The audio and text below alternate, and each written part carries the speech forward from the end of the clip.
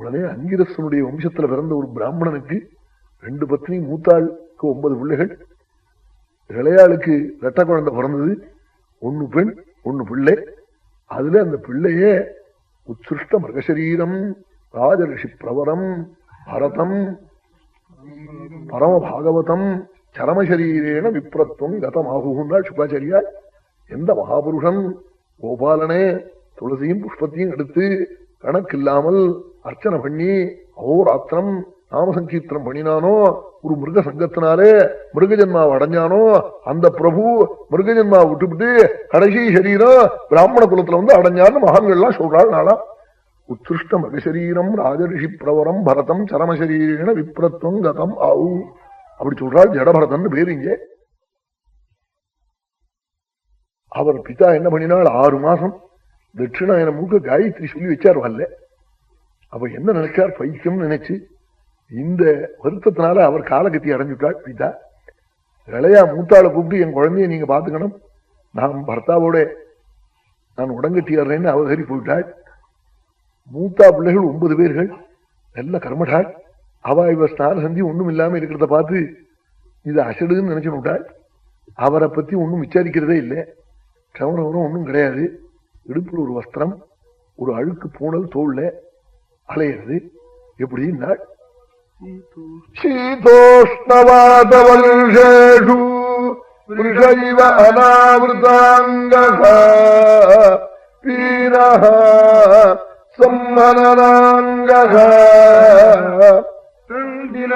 வேஷனானும் மர்ஜனமஞ்சனஜதாம் மகாவனிரிவானபிவ்யக்த பிரம்மவர்ச்சசா உபடாவிருதகதிஹ உபவீதேனோருமஷிணாதிரிதி பிரம்மபந்துரிதி சம்ஜயா அதஜ்ஞஜனாவமதோ விசஜார.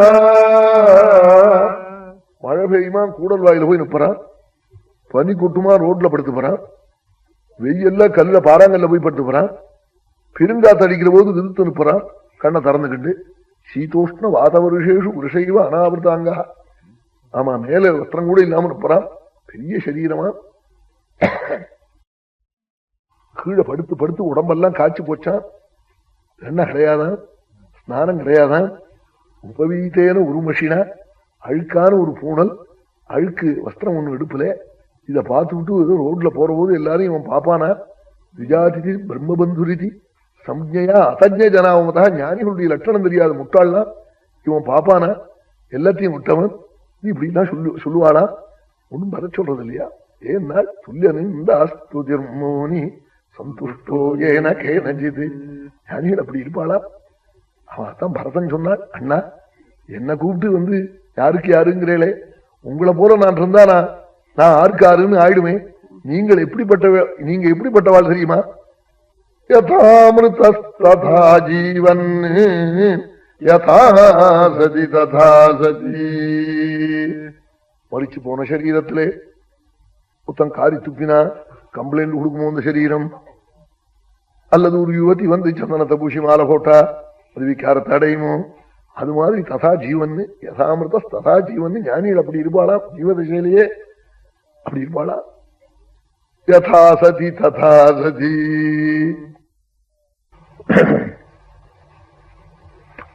ஜடபரதர் இந்த ஜென்மாவில் ஜடபரதர்னு பேரு. எல்லாரும் பாப்பாம் போறான் பாரு, ஒரு ஆச்சாரம் இல்லைன்னு சொல்லுவாளாம். அதுக்காக அவர் கோவிச்சுக்கிறது இல்லையா. ஏன்னா ஞானிகள் துல்லிய நிந்தா ஸ்துதிர் மௌனி. ஸ்தோத்திரம் பண்ணினாலும் சந்தோஷப்பட மாட்டா, நிந்திச்சாலும் கோபிச்சுக்க மாட்டானா. ஆகாரம் என்ன அவருக்கு, யாராவது கணபிஞாக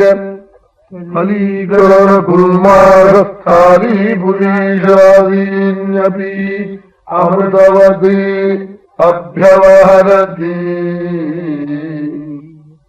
சில பேர் இந்த செரிச்ச நொய்ய அள்ளி கொடுப்பாளாம் கையில. அழுகி போன புண்ணாக்க சில பேர் கொடுப்பாளாம் வேலை செய்ய சொல்லிவிட்டு. தவிட்டு அள்ளி கொடுப்பாளா, பிஸ்கோத்து மாதிரி தம்பரா.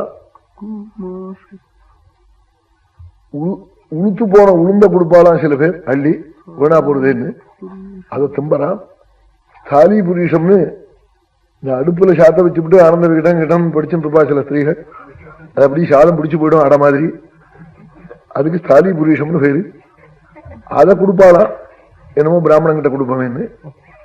அதை எப்படி சாப்பிடுவா? அமிர்தவத்தா அபியவாகத்தின்னார். அமிர்தமா சாப்பிடுவாளாம். கணபிஞ்சாக பலீகரண குல்மாடஸ்தாலி புரீஷாதீன்யபி அமிர்தவதே அப்யவஹரதி விஷ்டிதோ வேதனதோ வா யதிருச்சயா வா யாஜ்ஞயா வா உபனதம். சில பேர்கள் விஷ்டிதா வெட்டியா வேலை செய்ய சொல்லுவாளாம். லட்சம் கல்லு காலவா போட்டிருக்குமா குளத்தங்கரையில, அதை அள்ளி கொண்டு கொல்லையில போடுவோன்னு தலையில எடுத்து வைப்பாளாம். எத்தனை கல் வச்சாலும் தூக்குறா, பெரிய சரீரம். ஆனா இறக்க வேண்டிய இடத்துல ஒருத்தன் நின்று இறக்கணும், இல்லவனா அவர் பாட்டுக்கு எடுத்துக்கிட்டு புதூருக்கு போயிடுவார். இறக்கிறதுக்கு ஒருத்தன் இருக்கணுமா. அதே மாதிரி வயல்ல மண்வெட்டியை கொடுத்து வெட்ட சொல்லுவாளா, அண்டை வெட்டி போட சொல்லுவாளா. சமவிஷமன்யூனமதிகமிதி நவேதா. மண் வெட்டுறான், ஒரு இடத்த கனரா பண்ணி விடுறான், ஒரு இடத்த மலையா பண்ணி விடுறான். கூட இருந்து சொல்லணுமா என்னென்ன கர்மா பண்ணணுமோ இந்த சரீரத்துக்கு எல்லாத்தையும் இந்த ஜென்மாவில பண்ணி தொலைச்சு விடுவோம்னு எல்லாத்தையும் பண்ணாரா. ஆமா, முழுக்க வேலை செய்ய சொல்லிவிட்டு சாயந்தரம் வருவ வா ஏதாவது தரேன்னு சொல்லியிருப்பானா. வர சொல்லியிருக்காளேன்னு வந்து நிற்பறான் சாயந்தரம். அதெல்லாம் இன்னைக்கு இல்லை, இன்னொரு நாளைக்கு தரையும்பாளா, பெஷாம போடுவாளா. வெட்டியா வேலை செய்ய சொல்றாங்கிற பாருங்க. அது விஷ்டிங்கிற சம்ஸ்கிருதத்திலிருந்து வந்ததுதான் அந்த வெட்டி. விஷ்டிதோ வேதனதோ வா. சில பேர் வேலை செய்ய சொல்லிவிட்டு ஏதாவது கொடுப்பாளாம். எல்லா ஆகாரத்தையும் சில பேர் கொடுப்பாளாம், குத்சிதமான ஆகாரத்தையும் கொடுப்பாளாம்.